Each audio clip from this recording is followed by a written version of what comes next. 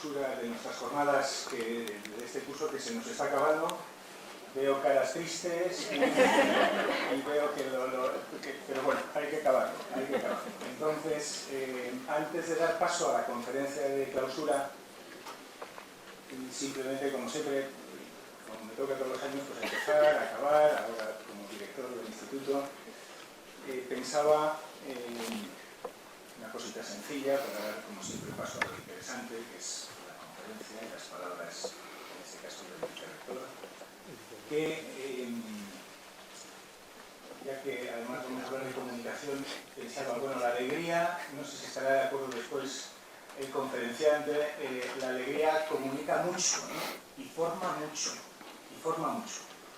¿Por qué lo digo? Porque yo creo, os lo dije al principio cuando empezamos hace 3 días, que nos interesaba mucho que el ambiente pues, fuera un ambiente alegre, agradable. Hemos sacado una foto, por cierto, habéis quedado muy bien en la foto, no sé si habéis visto, muy bien. Ha sido un ambiente intenso, como siempre. La verdad es que esto creo que nadie se habrá aburrido, espero, como si no. Bien, se agradecen muchísimo todas las sugerencias que ya nos estáis llegando sobre el cuestionario y si a alguien no le da tiempo, pero por favor nos las enviáis para seguir pues, mejorando. Bien. Por lo cual, pues yo creo que darnos la enhorabuena en el sentido de que bueno, creo que nos lo hemos pasado muy bien, que es muy importante. O sea, formarse pasándoselo uno muy bien. Si alguien no está de acuerdo, después hable conmigo. No le vamos a devolver la matrícula. Pero bueno. Por otro lado, yo quería agradecer, no están aquí, bueno, algunos sí, pero agradecer algunos se lo he hecho saber, ¿no? Pues a los 13, no sé cuántos son, ahora de memoria, 13, 14 profesores, conferenciantes, que han dedicado su tiempo y su saber para nosotros estos días. La verdad es que pues, ha estado muy bien, ¿no? Y se lo agradecemos mucho. No son días fáciles, inicio del curso, de la universidad, etcétera, ¿no? Entonces, bien, yo creo que es una ocasión para dar las gracias. Dar las gracias también pues, a todos vosotros, a todos los participantes, esperando volver a veros en otras ocasiones, en esta jornada también que hacemos en el IES de Madrid, que muchos estáis también allí, a la altura de marzo-abril, ¿no? Que son las que solemos hacer. Bien, y yo creo que con esto yo voy a acabar ya, porque si no ocupo siempre mucho tiempo. Entonces, agradecerle, lógicamente, si estamos en agradecimiento, agradecerle a don Juan Manuel Mora, el vicerrector de la universidad, su presencia aquí y su conferencia de clausura. Le presento brevemente y ya le dejamos, ¿no? O sea, así para ver a quién tenemos aquí con nosotros para clausurar. Juan Manuel Mora, licenciado de la Facultad de Comunicación de la Universidad de Navarra, con premio extraordinario, que obtuvo el doctorado en la misma facultad en el área de empresa informativa, tal como aparece aquí en mis papeles. Yo creo que lo más relevante, muy relevante además, porque es un trabajo práctico y de campo en el área de la comunicación, son los 15 años, me corrige si trabajó en el Departamento de Comunicación del Opus Dei en Roma. Trabajó significa que fue el jefe, vamos, así para decirlo, o sea, los 15 años, por lo cual pues tiene una grandísima experiencia en el área de la comunicación, comunicación institucional en concreto, ¿no? Y en este momento pues es el vicerrector del área de comunicación de la universidad, presidente del Servicio de Comunicación de la Universidad de Navarra, etc. Bueno, yo creo que con esto es profesor también de la Facultad de Comunicación, también creo que es profesor en Roma, en la Universidad de Santa Cruz. Y yo creo que con esto es suficiente para escucharle, que es lo que más nos interesa. Muchas gracias. Muchas gracias, José Manuel. Nada, también quería felicitar a José Manuel como que acaba de ser nombrado director del instituto también, ¿no? Hay que felicitarle también o darle el pésame, no lo sé muy bien aquí. En la universidad nunca sabemos qué hacer, si dar el pésame o felicitar o qué. Pero bueno, y os agradezco también la invitación a acompañaros así en este momento, que es un honor para mí. Y yo creo que todos los profesores o personas que trabajamos en la universidad venimos con muchísimo gusto a estas sesiones, la verdad. También para poder estar con vosotros, con gente que tiene tanto interés en profundizar en ese tipo de contenidos y que confía en la Universidad de Navarra para mejorar su formación, y os agradecemos esa confianza también en nombre de la universidad. aquí me habéis invitado a hablar, creo que me invitaron, venimos con mucho gusto, pero también es difícil decir que no, porque nos invitan como 8 meses antes. Entonces, claro, nadie puede decir, oye, mira, tengo la agenda un poco complicada, porque claro, son los primeros que llegan al verano siempre. Y el caso es que, si no recuerdo mal, de aquella antigua invitación, me han invitado a hablar, como suele suceder también, sobre la comunicación de la fe. Hablar de Dios hoy, comunicación de la fe, en fin, podríamos poner muchos títulos, pero más o menos ese tema. Un tema que está muy presente en la reflexión de los católicos hoy día, quizá, aunque yo creo que llevo también más o menos 20 años diciendo que está muy presente hoy día ese tema, y ya creo que podemos decir que está presente siempre, ¿no? Porque ahora, con motivo del Papa Francisco en algún aspecto, pero también con Benedicto XVI, también con Juan Pablo II, también con el Vaticano II, también la raíz es muy antigua y el tema está como muy presente. Nosotros usamos la palabra comunicación, quiero decir todos nosotros, con mucha frecuencia y en contextos muy diferentes.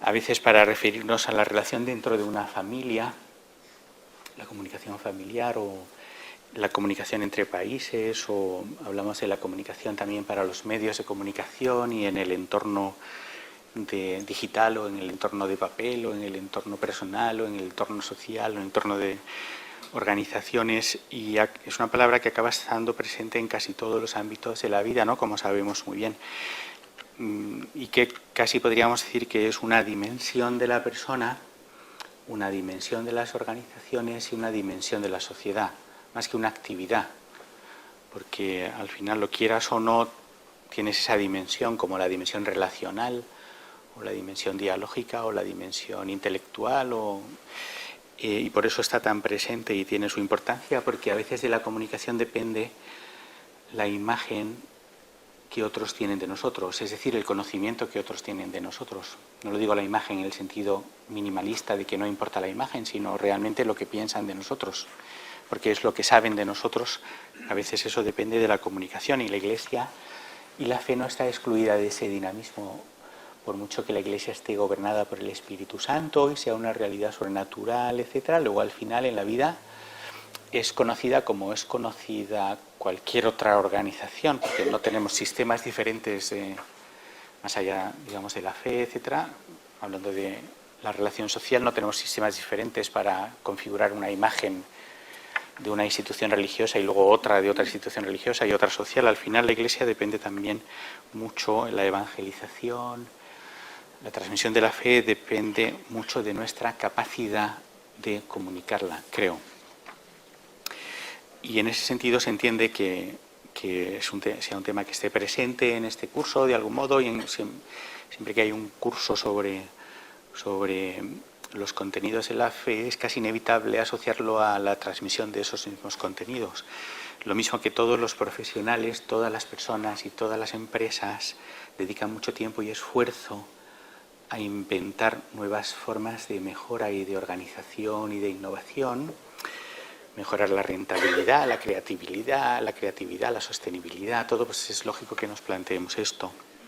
Yo recuerdo en este contexto que me llamó mucho la atención una noticia que leí hace un tiempo, no me acuerdo bien porque no anoté en la fuente ni nada, porque no se me olvidó la palabra y ya está. Era una empresa que una empresa que fabrica yogures, que había dedicado 10 millones de euros y 20.000 horas de trabajo a un proyecto de innovación que tenía como fin mejorar la cucharabilidad. Cuando leí aquello nunca se me podrá olvidar la cucharabilidad del yogur, y por tanto consistía en que la forma del fondo del yogur es mucho mejor que fuera redonda que no que fuera con arista, porque la cuchara trabaja mejor en curva y tal. Entonces, todo un artículo súper importante en un periódico, 10 millones de euros, 20.000 horas de trabajo para la cucharabilidad. Y yo pensé, yo creo que es un poco inevitable, ¿no? Si esta gente dedica tanto a la cucharabilidad, pues nosotros ya podríamos dedicar algo a mejorar, a estudiar cómo mejorar nuestra comunicabilidad, podríamos decir, que también tiene su importancia, y de eso es lo que vamos a brevemente tratar aquí. creo que lo que voy a decir se puede aplicar un poco a las personas, un poco a las familias, un poco a las empresas, un poco a las organizaciones y un poco a la fe y un poco a la Iglesia y a todo. O sea, voy a intentar decir cosas que sean básicas y no una cuestión específica de la fe cristiana que tiene un tratamiento de comunicación especial y tal, sino voy a intentar mantenerme en cosas que sean útiles más para todo. La comunicación es un poco como el deporte y como la política, y es que todos hablamos y todos pensamos que sabemos muchísimo de política y de deporte y de religión y tal, y de comunicación un poco también. Es una actividad fácil y difícil, sencilla y compleja, previsible y sorprendente, es el trabajo de mucha gente y el don de poca gente, creo yo. Entonces, para no alargarme, en vez de hacer una cosa analítica así compleja, etcétera, os había pensado proponeros o presentaros esta intervención en forma paradójica, que es 5 paradojas de la comunicación. Y ya está, ¿no? En vez de origen, no sé, tipología, metodología y tal cual, que creo que en una clausura es más cansado y en ayunas también. No sé si estáis muy en ayunas, pero por si acaso. 5 paradojas de la comunicación, simplemente. Pensaba proponeros esto, espero que os pueda ser útil. La primera paradoja es: la comunicación es hablar, pero la comunicación es también escuchar.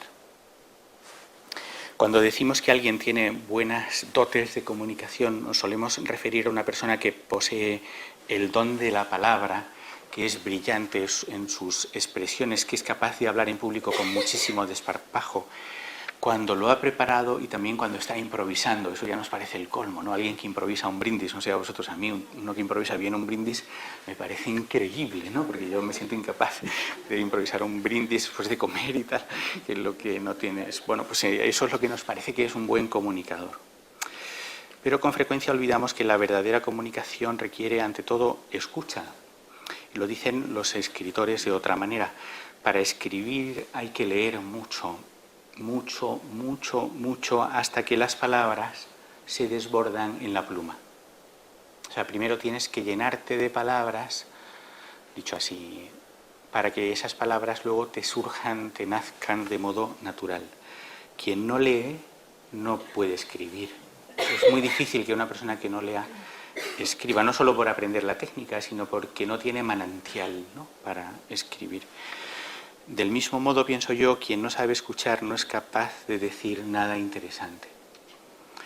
Podemos quizá admirar en esa persona el tono de su voz, la musicalidad de sus palabras, la seguridad de sus actitudes, la creatividad incluso, ¿no?, literaria de lo que dice, pero raramente encontraremos en su discurso nada que sea realmente significativo para nosotros, nada que nos ilumine, nada que nos interese, nada que nos emocione, porque no nos conoce y si no nos escucha es que no le interesamos demasiado.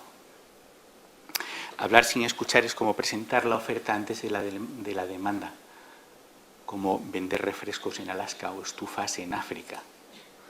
Primero tienes que saber si necesitan el producto. Yo tenía un amigo que se fue a Rusia y como representante de una empresa de refrescos, el pobre, yo creo que lo sufrió mucho y cambió a una de vino que tuvo mucho más éxito. En Rusia se reposicionó, digamos. Tenemos que escuchar primero la demanda y después presentar nuestra oferta y no al revés. Al escuchar conocemos las preguntas que el interlocutor formula de modo implícito, por sus gestos, de modo explícito, con sus palabras. También conocemos sus dudas, conocemos sus perplejidades. Y así cuando hablemos, cuando escribamos, podremos responder a alguno de sus interrogantes, sin limitarnos a expresar nuestras convicciones, nuestros intereses, nuestros pensamientos, o dar respuesta a nuestros interrogantes. Esto en el aspecto concreto de la comunicación de la fe tiene una importancia extraordinaria, pero también en muchas otras cosas, por ejemplo en la comunicación educativa o cualquier otro, ¿no? Muchas empresas piensan que la comunicación interna, que es muy importante, consiste en enviar muchos mensajes de los jefes a los empleados, desde arriba hacia abajo.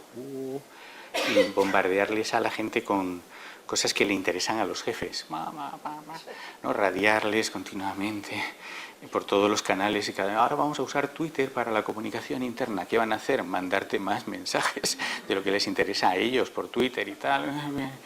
Y de ese modo, con frecuencia, se toman decisiones sin haber previamente escuchado a la gente o con informaciones muy fragmentarias o solamente escuchando a algunos o lo que sea. Para establecer un buen sistema de comunicación como hay en este aula, hacen falta instrumentos como los altavoces para amplificar, pero también esto para grabar el sonido. Y no uno, sino muchos, para lo que todo el mundo dice, tenerlo bien registrado, como a nosotros, que nos están grabando ahora mismo y tenemos que tener mucho cuidado con lo que decimos, porque nos están grabando. La primera paradoja es esta. La comunicación es hablar, pero es también escuchar. La segunda paradoja sería la siguiente. La comunicación es explicar las cosas, pero la comunicación es también entender las cosas. Y de nuevo, cuando decimos que alguien es buen comunicador, con frecuencia, y tenemos toda la razón, nos queremos referir a una persona que se explica bien y que logra hacernos comprender fenómenos complicados. Este comunica bien porque explica fenomenal. Por ejemplo, en el caso de los buenos profesores, lo decimos siempre, un buen profesor es el que no es que el que te cuenta una cosa súper oscura, hermética, cerrada, especializada, erudita, que él ha aprendido ayer en la biblioteca, sino que, y no entiendes nada porque harían falta 40 años de dedicación, como te lleva él para entender eso, sino el que te hace algo, una cosa misteriosa, un poco científica, te lo hace entender y te hace pensar que tú, estudiante de primero de carrera, eres una persona con talento. No que él es una persona con talento, sino que te hace pensar que, joder, lo he entendido. Estoy en primero y ya lo he entendido. Eso es un buen profesor, me parece. Lo mismo los buenos abogados o los buenos periodistas, no solo hablan bien, sino que se explican de modo transparente. Pero con frecuencia olvidamos que para explicar algo bien, primero tenemos que entenderlo muy bien. Un profesor no puede transmitir con sencillez una investigación en la que lleva 20 o 30 o 40 años trabajando si él no lo ha comprendido muy bien previamente. Por eso quien se explica con poca claridad es que ha comprendido con poca claridad. Y esto en el tema de la comunicación de la fe es extraordinariamente importante. Esta primera fase, que es como la parte del iceberg, que el otro día leí que tiene el 70% del iceberg está oculto, no sabía yo, seguro que aquí hay gente que lo sabe todo esto, y solo el 30% se ve. El 70% es lo que nosotros entendemos, el 30% es lo que a lo mejor otros ven en la superficie, pero si no tenemos el 70% de abajo entendido, no habrá ninguna parte transparente. Quien sabe poco se expresa de modo confuso. Para comunicar con éxito hay que esforzarse por comprender a fondo primero nosotros lo que queremos comprender. Antes hemos dicho que comunicar implica escuchar, ahora tenemos que añadir que comunicar implica necesariamente pensar, reflexionar, interiorizar. O sea, darle a todo lo que nosotros hablamos después o intentamos contar a otros, tomar posesión de eso que queremos decir, tomar posesión, con todo lo que lleva consigo esta palabra. Es decir, nunca en comunicación nunca funciona el hecho de que una persona repita las palabras que otro ha pensado o escrito o dicho, no funciona, sino que tiene que decir con sus propias palabras lo que quizá ha aprendido en lo que otros han pensado, escrito o dicho, pero lo tiene que decir con sus propias palabras, si no, no funciona. ¿Por qué? Yo no lo sé. Yo no lo sé por qué, pero solo cuando escuchamos que alguien dice algo, no repitiendo un encadenamiento de citas, y no, pues dijo, en una ocasión dijo el Papa tal, luego el catecismo dijo cuál, tal, no sepa nada. O sea, esas lecturas suelen ser superficiales, no nos entran en la cabeza, nos resbalan sobre los ojos o no sobre el cerebro. Sin embargo, cuando alguien empieza a decir algo que lo ha pensado, lo ha dicho y lo estructura y tal, lo seguimos, ¿no? Si no, tenemos que hacer un gran esfuerzo. Y es verdad que quizá algunos de los que están aquí presentes hacen un gran esfuerzo para, ¿no?, pillar ese contenido, aunque sea repetitivo, reiterado con palabras de terceros. Pero bueno, una persona normal no lo hace. no le entra, sino que le resbala. Pensar, reflexionar, interiorizar, decir siempre todo con nuestras palabras, descifrar lo complejo primero dentro de nosotros a base de meditarlo y reconocer su complejidad. Nunca presentar como sencillo algo complejo diciendo que no es complejo, sino que no es complicado. Yo no lo he entendido bien, pero lo que he entendido es esta parte, o me parece que esta parte se podría explicar de este modo, etc. Cuando alguien va a tener una entrevista de prensa o de radio o de televisión, los expertos siempre aconsejan brevedad y sencillez para explicarse. Hay que hablar con titulares, decir lo fundamental, en 9 segundos, que es lo máximo que duramos ante un plano de televisión. Por lo visto no tenemos más paciencia que 9 segundos. Cuando lleva 9 segundos un plano fijo, ya nos cansa y estamos diciendo a ver si cambia de plano, de imagen o de persona y tal. Incluso dicen que 6 segundos. En algunos países más acelerados, 6 segundos. Los que hacen publicidad, planos de 6. Es muy difícil explicarse en 6 segundos si uno no tiene súper claro lo que quiere decir. Pero a veces una frase breve y sencilla tiene una eficacia tremenda si es la adecuada. Y no quiere decir que tenga que ser banal o vacía. No hay que pensar que lo breve y sencillo es banal o vacío, es un gran error. Recuerdo una vez, en esos 15 años que estuve en Italia, que vi pasar muchos gobiernos, porque Italia hubo un momento donde tuvo 50 gobiernos en 50 años, entre 1948 y 1998. 50 en 50. Todo el mundo sorprendido, y cuando le preguntabas, todo el mundo decía que es que Italia es un país tan impresionante que no necesita un gobierno para funcionar. Están allí y les pagan y tal, pero ellos funcionan por su cuenta y no necesitan el gobierno. Los tienen allí, les dan de comer y tal, y hacen luego lo que quieren sin que el gobierno influya mucho luego.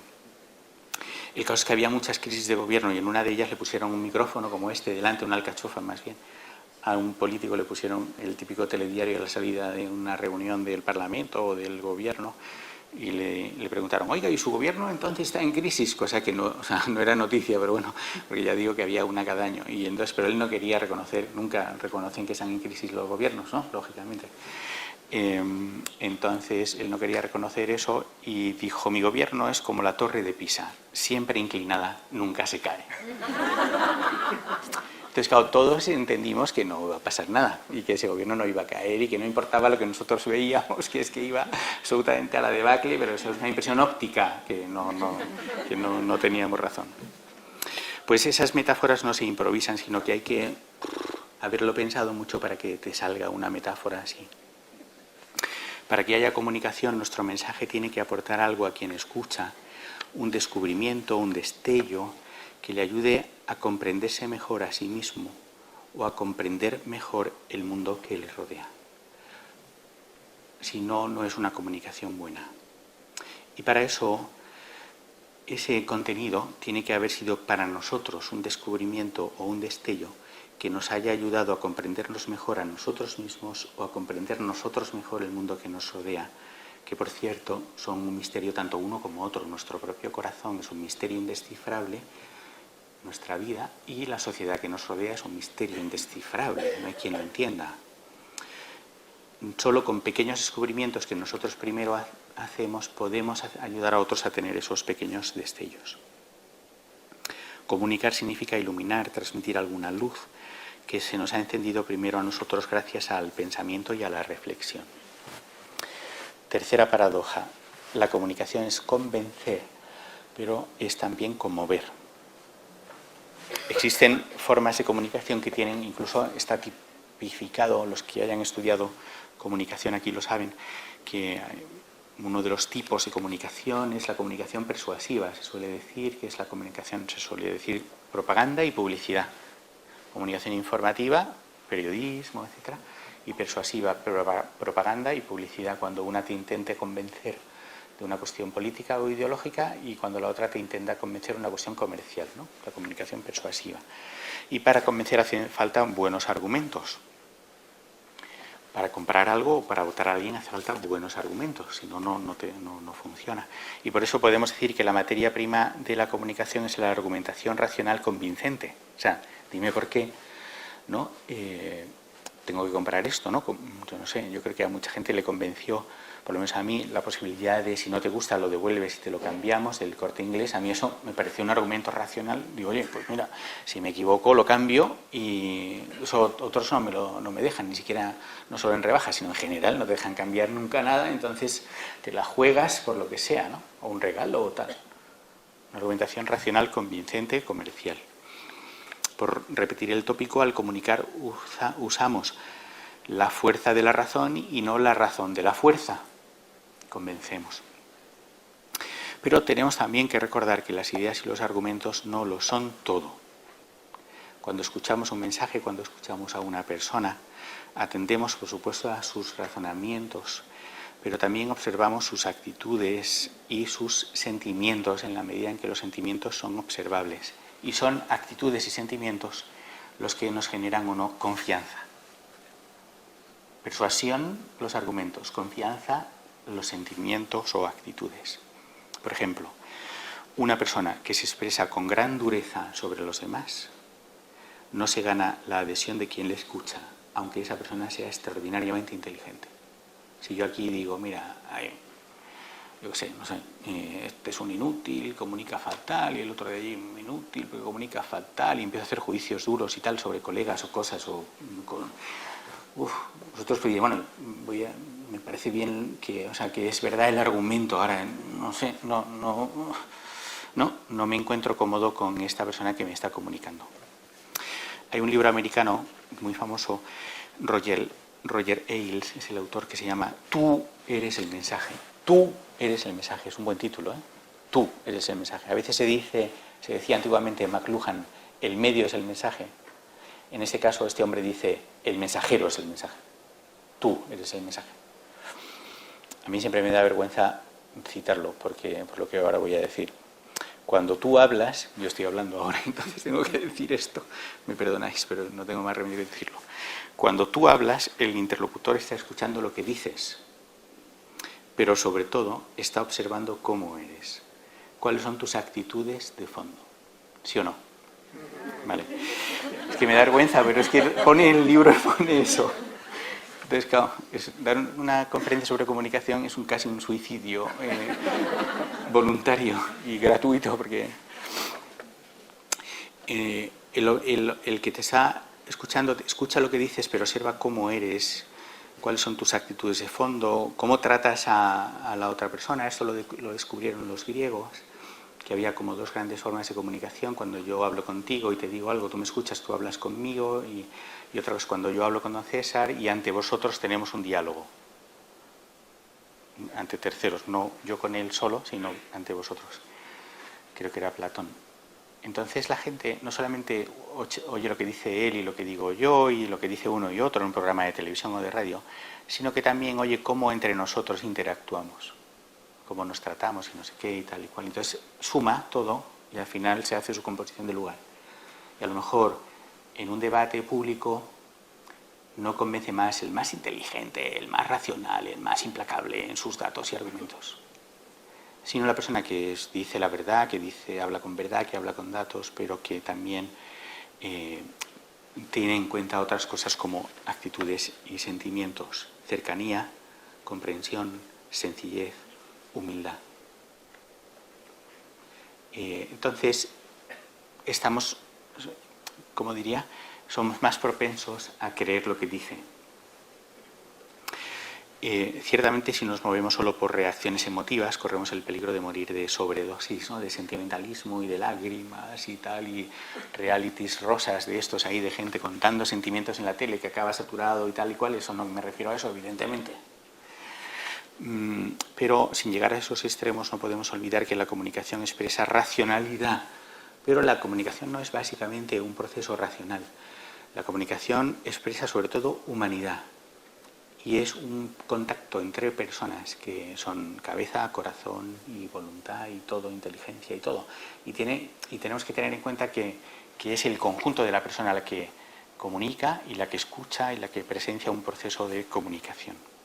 Comunicamos como seres humanos, comunicamos con seres humanos y por tanto al comunicar empleamos la razón y el corazón, nosotros nos dirigimos al corazón y a la razón de quienes nos escuchan. Cuarta paradoja, la comunicación es claridad, pero es también respeto.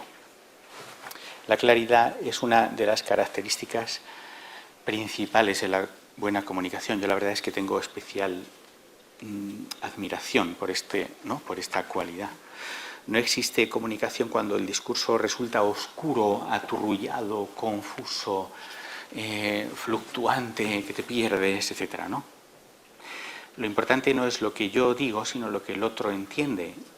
No es lo que yo digo, sino lo que el otro entiende. Y la claridad es la cualidad que elimina las barreras o que hace que lo que yo digo y lo que el otro entiende esté cerca y no se aleje demasiado.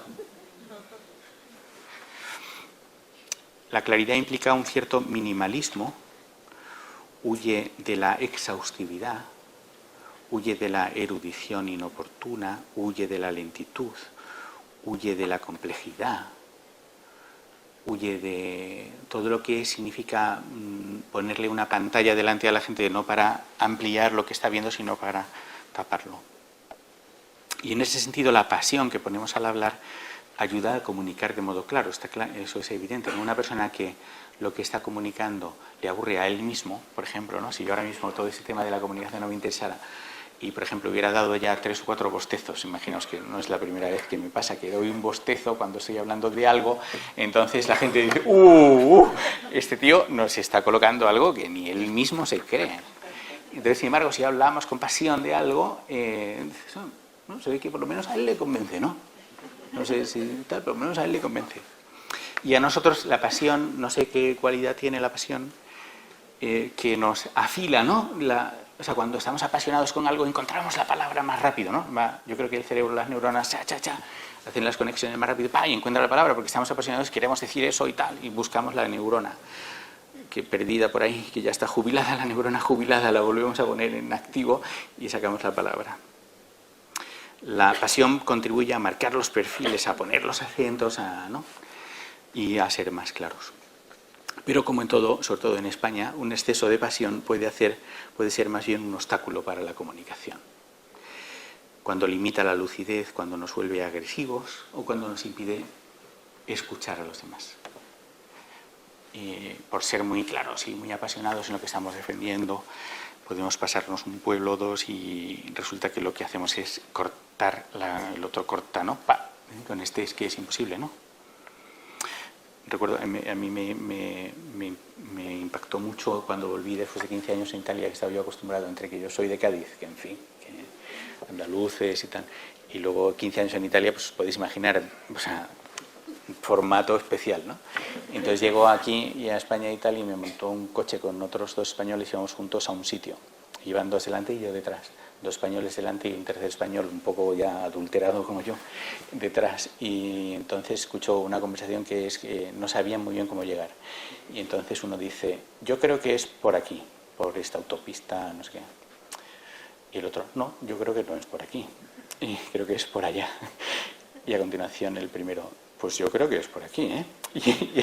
Y el segundo, pues yo creo que no es por aquí, ¿eh? Y entonces estuvimos 15 minutos donde lo único que el primero dijo, yo creo que es por aquí, el otro yo creo que no es por aquí, nadie dijo nada más. Y yo decía, oye, no sé, podemos mirar un mapa, podemos pararnos, tomarnos una cerveza y preguntarle al tío de la gasolinera algo, pero por favor, si ya hemos entendido que tú crees por aquí, tú eres por allí, por favor, 15 minutos. Y yo dije, bienvenido a España. Porque yo mismo siempre he sido así y tal, ¿no? Me reconocí en mi patria. Hablar con claridad no equivale a expresarse de modo contundente o de modo arrogante o sin bajarse del burro, ¿no? Por decirlo de algún modo, ¿no? Porque la comunicación verdaderamente funciona cuando está unida al respeto y a la cortesía. La cortesía, la virtud nacional británica. Una vez leí un libro de una inglesa explicando Inglaterra, muy gracioso, un libro muy divertido, explicando todos los mitos de Inglaterra y tal. Y ahí contaba que en los ingleses la cortesía es sagrada, porque a algunos les parece hipocresía. Pero es que nosotros los ingleses sabemos desde antiguo que existe en el hombre una tendencia innata y brutal a la violencia. y a la confrontación, y hemos tenido guerras sangrientas. Y la cortesía nos protege de mucho de esos males. Yo no me esperaba una cosa así. Si alguien, pero es verdad que lo sabemos hoy, me acuerdo eso fue en una temporada que pasé allí, y me acuerdo que en esa misma temporada leí el libro y leí en un pub en Windsor, el castillo de Windsor y tal. Hay un pub que hay allí, cerca del castillo, que pone un cartel fuera, en inglés, claro, que pone: en este local son bienvenidos los caballeros, gentlemen. En este local son bienvenidos los caballeros. Los caballeros lo son antes de tomar cerveza y también después de tomar cerveza. O sea, en vez de decir borrachos fuera o algo así que habríamos dicho nosotros, prohibido allí, aquí son bienvenidos los caballeros antes y después de tomar cerveza. Yo pensaba, en España tendríamos que haber puesto los caballeros lo son cuando les dan la razón y cuando les llevan la contraria, que es lo que un poco a nosotros ya no nos gusta tanto. La cortesía es como una virtud pequeña, que se escribe como, no sé si os parece, yo creo que la cortesía se escribe con minúscula, ¿no? Nunca, a otra se puede escribir con mayúscula, la cortesía yo digo minúscula. Es pequeña pero tiene grandes consecuencias y la notamos sobre todo cuando falta. Y si hablamos de que estamos en un proceso de algo de comunicación de alguna manera, si alguien no nos trata con cortesía, no nos respeta, nos falta el respeto, o sea, es que da igual lo que diga, y esto podemos aplicarlo a esa comunicación que os decía, bilateral, o la que tenemos dos ante terceros. Si nosotros discutimos en cualquier sitio sobre un tema de fe ante un tercero, con alguien que no cree y que tiene una opinión, lo de menos es el contenido. Es un poco fuerte decirlo esto, yo no soy relativista, etcétera, ni nada, pero lo de menos es el contenido. Lo demás es que como no tratemos con cortesía, lo que decimos no tiene ningún valor humano. Y si no tiene valor humano, no puede tener otro valor. En comunicación primero es ese valor y luego el más alto, ¿no? Y a veces lo olvidamos porque somos defensores, heraldos de la verdad. Y cuando dices heraldos, a veces piensas en una espada y un escudo, o en un caballo, o en una lanza, o algo. Entonces, vale, yo cuando oigo heraldos, que está muy bien, es incluso el nombre de un periódico, ¿no? O sea que el heraldo tiene que ser un caballero o una dama, ¿no? Que tiene que ser amable y cortés y respetuoso. En comunicación también, y no solo en Inglaterra, el respeto nos protege de la violencia verbal, de la discusión, del conflicto, de la confrontación, de la cerrazón, del que yo sigo afirmando durante 20 minutos que pienso esto y tú 20 minutos que piensas lo contrario y nos vamos a ir igual que hemos venido. Que es lo que nos pasa, por desgracia, muchas veces cuando discutimos o hablamos sobre estos temas. Que nos vamos igual que hemos venido. Yo en mi posición y tú en la tuya.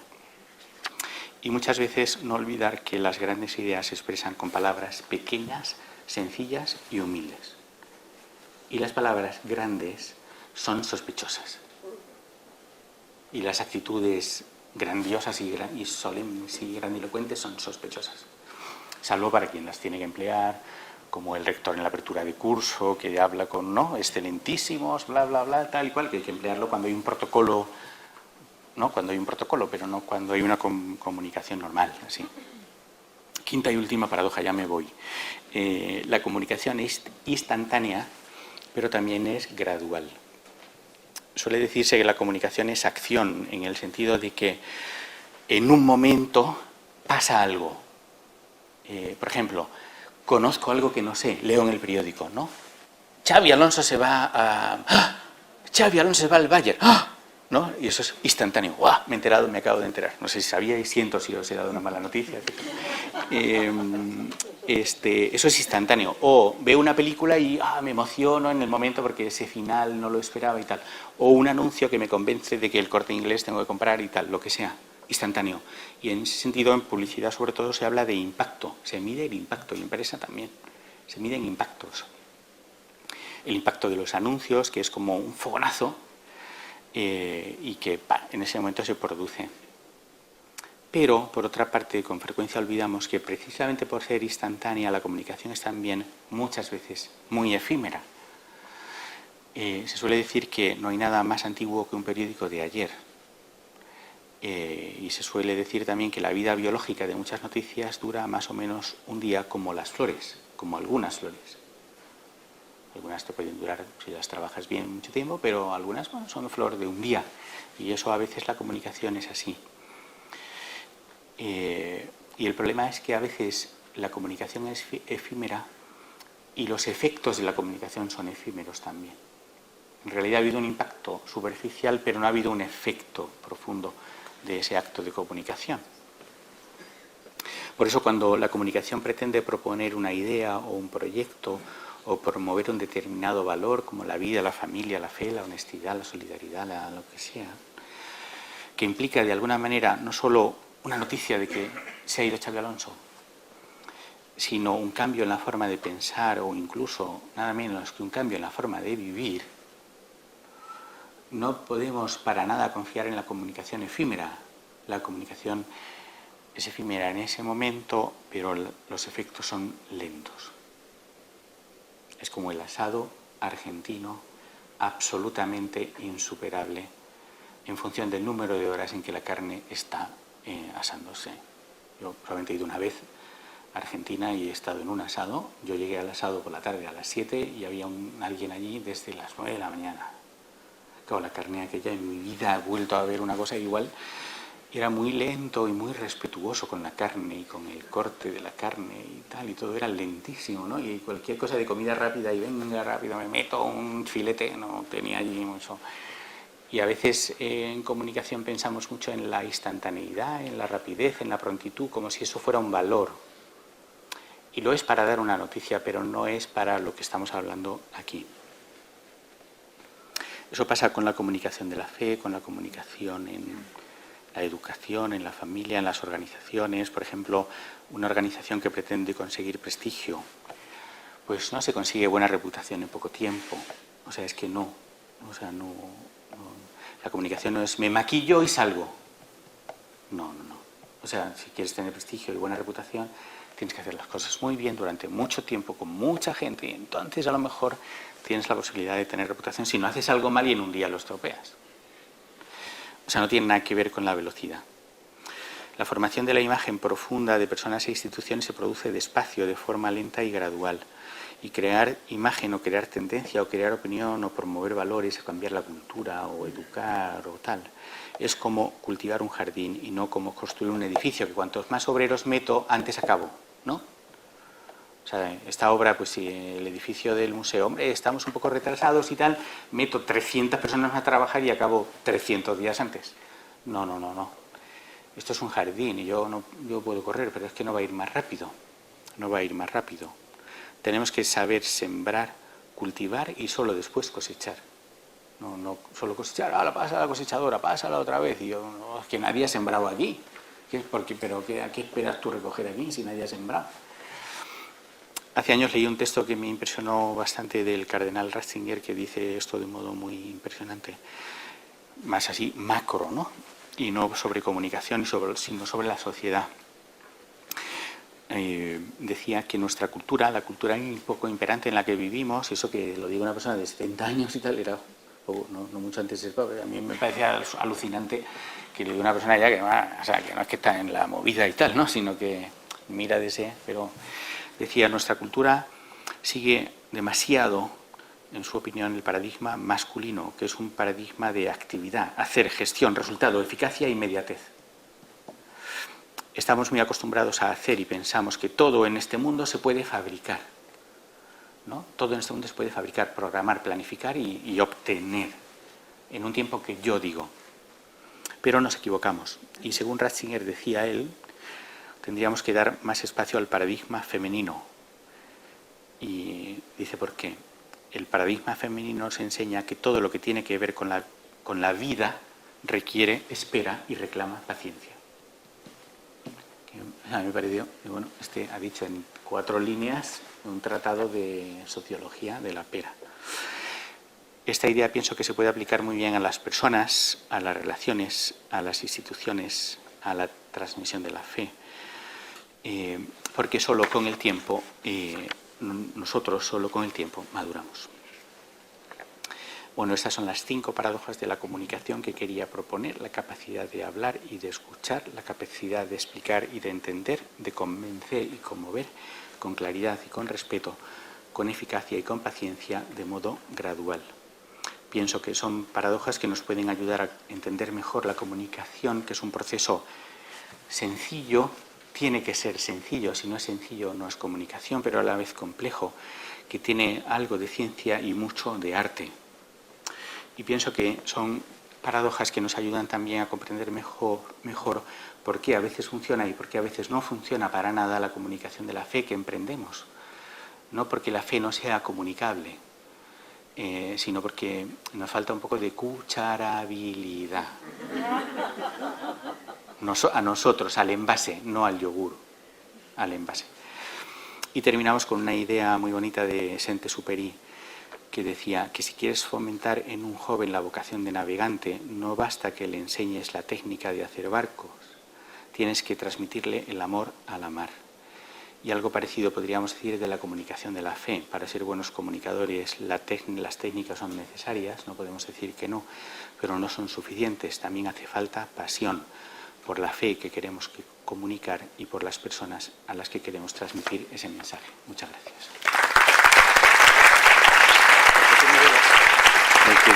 ¿Qué tú quieras? Sí. Muchísimas gracias. Es que me he enrollado. Juan Manuel Mora por esas, no las voy a describir, cucharables palabras, pero queda muy... Bueno, entonces no tenemos mucho tiempo, pero alguna preguntita así que...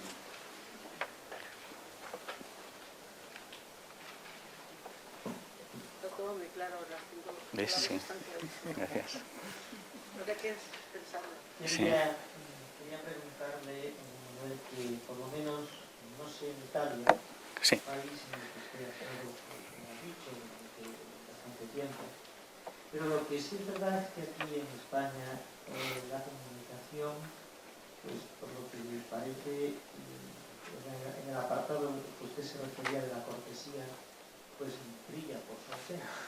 Solamente tenemos que poner una tertulia en el canal que sea, es decir, que ahí todos están gritando de una manera, es decir, que no te invita para nada a seguir la tertulia. Luego, por otro lado, nos encontramos con personas que saben de todo, que opinan de todo, que van de platón en platón en televisión, pues opinando sobre el bien, sobre el mal, sobre todo lo que se coge por medio. Claro, en esta sociedad a la que usted se estaba refiriendo, lógicamente nosotros tenemos que comunicarla, ¿sí? ¿Cómo la vamos a comunicar o de qué manera la podemos comunicar cuando los medios que tenemos a nuestro alcance están de alguna manera tan polarizados y de cierta forma que no nos permiten prácticamente no escuchar, sino poder tener un diálogo mínimamente respetable? Empezando incluso también, permítame, por el mismo moderador, que debería un poco, como su propio nombre indica, moderar una tertulia y dejar que se tiren los trastos, y él allí pues, viendo pasar los partos, pues tan tranquilo, de vez en cuando corta algo, cuando no manda publicidad.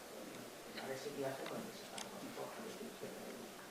entonces, a mí me parece que, a ver, ¿qué nos puede usted orientar para ver cómo nosotros, como sacerdotes, como profesores de religión, algunos de los que están aquí esta mañana, podemos comunicar en un mundo donde, bueno, pues parece ser que solamente el que más grita parece que es el que se ve hoy. Otra cosa es que le hagan caso, porque la gente a veces ve la televisión, pero como el que oye y lo ve. Debe proceder algo, pues. A ver qué orientación, qué solución nos puede dar. Vale, bueno, si yo tuviera una solución, no estaría aquí, me habría montado una empresa y tendría una patente y tal, porque es un problema muy general. Sí, os voy a dar una orientación muy breve, que es, no hay que ir a la televisión. O sea, cuando se piensa en la comunicación de la fe, hay que pensar en esos otros ámbitos. La parroquia, la escuela, la familia, los amigos, los grupos pequeños, uno y otro. Y luego la televisión, que haya unos tíos gritando en la televisión es como si hay, no sé, por aquí una charanga de música, ¿vale? Muy bien, pero ni hay que ir a sitios donde no hay nada que hacer y no hay que estar tranquilo, porque no nos estamos perdiendo nada. Eso no es comunicación, de verdad, eso no sirve para nada, eso es Eso no dura un día, eso es es pura frivolidad, pura cosa efímera. O sea, no hay que pensar en la televisión y en la radio, en las discusiones para pensar en televisión, y uno va y si por lo que sea uno cae ahí una vez porque ha caído, uno tiene que actuar como uno piensa, manifestando respeto, manifestando cortesía, dejando hablar, no interrumpiendo, y en el minuto 2 te has hecho con el ambiente, porque eres único, eres distinto, eres especial, eres raro. Entonces tenemos que ganar por raros, porque nunca jamás saldrá de nuestros labios una crítica pública contra nadie, no, como siempre, ni una que nos consideramos. Incluso esta misma idea convendría abandonarla. O sea, la idea de que el ambiente general está fatal, bueno, no juzgarlo tampoco demasiado. No sé si me explico. No generar una negatividad entre los católicos y creyentes a base de decir qué mal está la publicidad, qué mal está la radio, qué mal está la televisión, qué mal. No hables de eso. Olvídate de eso. Habla solamente de aquello en lo que no generes mala sangre. No sé si me explico. No generes la sensación de que eres un excluido de la sociedad. Esa sociedad, eso no es la sociedad, esos programas de televisión. Vale, no me voy a apasionar porque igual me apasiono. Pero la comunicación es otra cosa. No hay que preocuparse por eso para nada. No hay que darle 5 minutos a eso. Y no hay que castigar al sistema ni condenar al sistema. Hay que decir que ese sistema alguna cosa buena tendrá, que yo todavía a lo mejor no he descubierto. Vamos a dejar en una más. Si hay alguna más, si no, porque estamos muy justitos. Exacto. Le pasamos el... Pues estamos ya. Entonces, tiene la palabra don César Izquierdo, vicedecano de la Facultad de Teología. Estaba pensando unas palabras para improvisar ahora y me ha venido con fuerza unas palabras del Evangelio. Euntes docete. Esto es lo que me ha venido. Son las palabras al final del Evangelio de San Mateo, en el que el Señor Jesús envía a los discípulos y les dice, id y enseñad. Y me parecía que eso, al final de este curso, en el que, pues no sé si todos, pero muy buena parte estáis involucrados en la enseñanza de la religión, en la enseñanza de la fe, pues es algo que quizás es oportuno, ¿no? El decir ahora, id y enseñad. No es que yo vaya a explicar esto, no hace falta, pero creo que se puede decir, tenemos todos la experiencia de que no hay verdadera enseñanza sin ir. Es decir, sin caminar con esos compañeros de camino que son los alumnos y las alumnas. Hace muchos años yo era profesor de filosofía en la enseñanza pública y recuerdo que en alguna reunión de profesores se hablaba de algún alumno, de alguna alumna, y alguien me mostraba alguna reticencia, siempre alguno que decía, ten cuidado con lo que dices, que dentro de unos años puedes ser la inspectora, Y eso que tiene su cierto sentido y que seguro que más de una vez ha tenido lugar, a nosotros no nos hace falta, porque sabemos que ciertamente, ¿no? Aunque sean gente joven, muy jovencita a veces, pueden ser niños incluso, son compañeros de camino. Y por eso nosotros vamos, ¿no? Vamos con ellos. No estamos, quizás se pensó en algún momento la enseñanza como algo que se impartía, eso se acabó. Ahora o se va con los chicos, las chicas, los jóvenes, etcétera, o si no la enseñanza, la educación como tal es inútil. Nosotros así recorremos con ellos un itinerario. Ahora los itinerarios, lo oigo muchas veces, yo ahora ya no entiendo de esto, pero me parece que tiene un sentido burocrático, ¿no? De que un itinerario de no sé qué, no sé cuántos. Pero hay un itinerario en un sentido profundo y existencial, que exige a nosotros, a los que queremos transmitir la fe, compromiso personal, sentido común y preparación profesional. Y esto creo que es lo que en un curso como este, pues todos buscáis, ¿no? Y espero que lo hayáis recibido. Quería decir algo así desde la teología, pero brevísimo todo, porque igual no os lo dicen muchas veces. Y es que los profesores de enseñanza religiosa, espero que la terminología sea correcta, porque en esto también, pero los profesores de enseñanza religiosa participan muy activamente del ministerio profético de la Iglesia. Cuando digo muy activamente es que creo que realmente a ellos, a vosotros, más que a nadie, se confía hoy la tarea fundamental de la transmisión de la fe. Estoy convencido. Sabemos qué pasa en las familias, hay tantas excepciones, sabemos lo que pasa en la sociedad respecto a la transmisión de la fe, y realmente a los profesores de enseñanza religiosa creo que se confía más que a nadie. Y por eso participan más que nadie, bueno, más que nadie tampoco, hay que exagerar, pero vamos, participan en un elevadísimo grado del ministerio profético de la Iglesia, de los que hablan en nombre de Dios y de la Iglesia. Y transmiten la fe, y establecen los puentes. Y por eso la tarea de los que os dedicáis a esto es una tarea de una importancia máxima. Que si yo fuera Osoro, recién nombrado arzobispo de Madrid, diría que en nombre de la Iglesia os lo agradezco. Pero, aunque no sea Osoro, pues lo agradezco. Y creo que la Iglesia os lo tiene que agradecer, realmente. Creo que no es ningún elogio tonto, ni mucho menos. Yo estoy completamente convencido. Y me parece que eso es algo muy animante y a la vez una responsabilidad. En esto no podemos jugar, ¿no? Ni mucho menos. Tenemos que ciertamente ir y enseñar, acompañar y enseñar. Bien, vosotros, creo que, a todos, ¿no? Me parece que debemos esforzarnos para que no se produzca esa brecha que amenaza. Y esto es un hecho. Hay una brecha que amenaza. Y la brecha que amenaza es la de que haya ya una generación, pero tantas personas que hayan perdido toda conexión con la fe, incluso cultural. De tal modo que hablar de los misterios cristianos, de Jesucristo, de la Iglesia, no significa nada. Y cuando ven las pinturas y todo eso, no significa nada. Pues porque se ha dado esa brecha. Digo que algunos dicen que ya se ha producido, yo espero que no, y ahí estamos todos, creo, implicados para que no se produzca esa brecha que amenaza a tantas personas, ¿no? Quizá a no conectar ni siquiera culturalmente con lo que se bueno, esa es la tarea, yo creo, el reto nuestro. Apasionante. La de hacer todo lo que está en nuestras manos para que esa brecha no tenga lugar, ni mucho menos, sino que se dé el puente, ¿no? Los puentes de transmisión de la fe. Transmisión de la fe que sabemos que es transmisión de humanidad, que es transmisión de cultura, que es transmisión de las claves de la felicidad. Esto tenemos que saber decir también a la gente porque no decimos una cosa esotérica, no queremos transmitir algo, bueno, que se piensan ni muchísimo menos, sino que son las claves, lo que transmitís. Bueno, hasta ahí eran las dos ideas que he improvisado.